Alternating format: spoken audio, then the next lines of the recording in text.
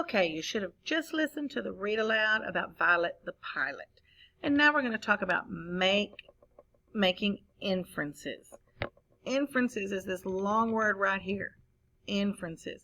And when we read a story, we can make what we call a guess about how the characters are feeling, or about, by looking at the pictures in the text, we can make inferences about things that are happening in the story that the author doesn't tell us. It's like you hear somebody say, read between the lines. That means you're going to look around for clues from the text, and you're going to listen to what the author is saying, and then you can make an inference about something the author did not tell you. So let's read this. Make inferences. When you make inferences, you use clues to make a smart guess about something the author does not tell you. You can get clues from text and pictures, clues from what you already know, and you make an inference.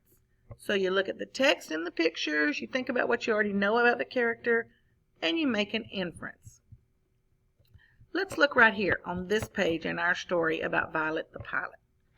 So we see all these kids here are laughing. They're throwing a paper airplane at her, and they're just not being very nice to her. And here's how Violet the pilot looks. So this text says, kids at school would see Violet eating lunch alone and make fun of her strange books and greasy coveralls. Claude and Clyde Mulroney were especially obnoxious. So they're telling us that all these kids were making fun of her.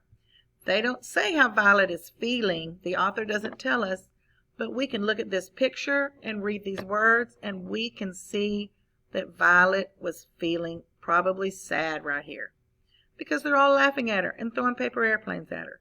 So we can make an inference that Violet was probably sad.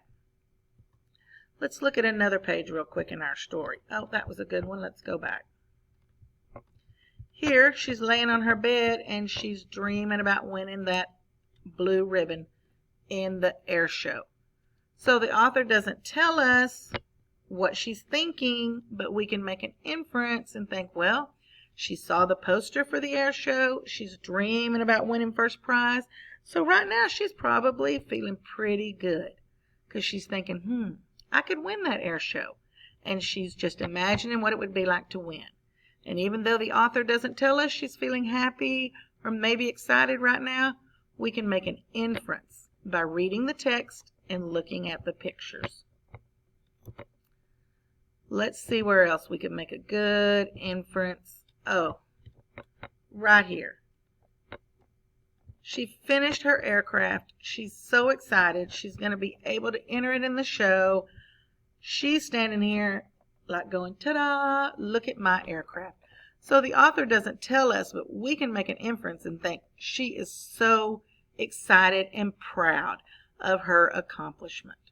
So those are all inferences that we made that the author did not tell us in the text. We looked at the pictures, we looked at the text, and we made an inference.